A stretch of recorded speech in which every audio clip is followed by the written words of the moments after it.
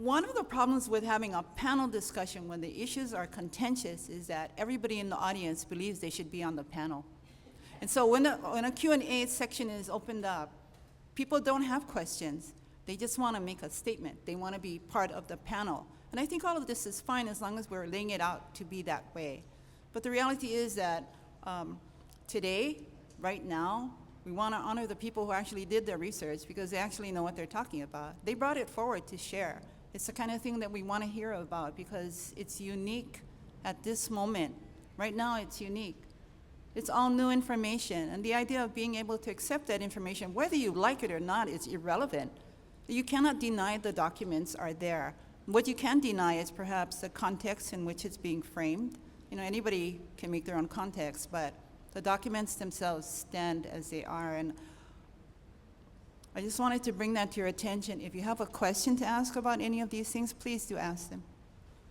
I think for me, it's just a simple question. Can you explain what is STERPs? Yes. It's a very valid question because it's an unusual word, STERPs. Yeah, when you first see it, it's like, yeah, STIRPS. But it's an unusual word, and what it is it's the head of a family line in terms of a monarchy, yeah, or specifically in terms of in this case it would be an elected monarchy. So like King Kalakaua was the STERPs for that family line. After that, you can designate someone that would be inheriting the office after you pass. For instance, Queen Liliuokalani, she wasn't a STERPs, but King Kalakaua was. And so he could designate her as long as it's confirmed by the legislature, yes? And so, if there is no one that's designated, then you would need a new STERPs to be elected. And that's what I was referring to with the other question earlier. So did that help? Did that? Yeah. Do you happen by any chance to know what the Hawaiian word of it, because of in the Hawaiian version of the Constitution? I do not. That might actually make it clearer for like more easy to understand. Yeah. So there was I was just asking Kuhio if he knows the Hawaiian version of it, because as you guys know, both languages were official languages, and there was a Hawaiian and an English version of the 1864 Constitution.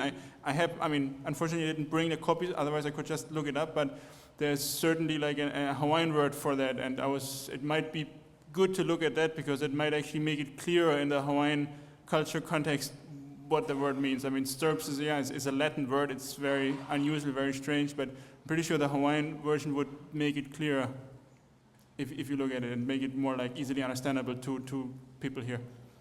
We have another question, but before we get there, Two kinds of discussion going on here and two kinds of presentations. One is based on legality in the law, and then the other one is kind of what we're talking about in terms of agency. People wrote stuff. People wrote letters. They left other kinds of documents which are also being shared, and so just so we separate those two. You had a question? It's primarily the issues that were related to, as far as talking about this transformation of political status and power. And what a lot of people overlook is the United States is based on manifest destiny, which is a child of the papal bulls. And that doctrine has been imbued in the society of the United States and is still being applied today. And you can take, for example, the Akaka bill that they want to present. And like a lot of you that were referring to the evolution of the laws and how they change it to apply to their own advantage and everything. So the thing that we are confronted with today is the same as we were confronted with way back then. And that's their doctrines of manifest destiny. And as an already recognized nation throughout the world and family of nations being peerage to United States, they overlooked that and just went sailing by with their own agenda. And so a lot of times, a lot of the players and laws have been overlooked. And so a lot of people don't realize that U.S. Secretary James Blaine was very instrumental in creating a lot of this laws and conspiracy. Because a lot of times what people don't realize is that what happened in 1893 didn't just happen because the Queen decided that she wanted to restore some of the powers and the suffrage for the people. And we know for a fact that this annexation, this push for annexation and the U.S. Manifest Destiny goes all the way back to as far as being covert and then overtly done back in 1826. And that's why they come up with this argument that, oh, well, you know, if it wasn't the United States, it would be another country. Well, we know that that was President John Quincy Adams that coined that argument back in 1826.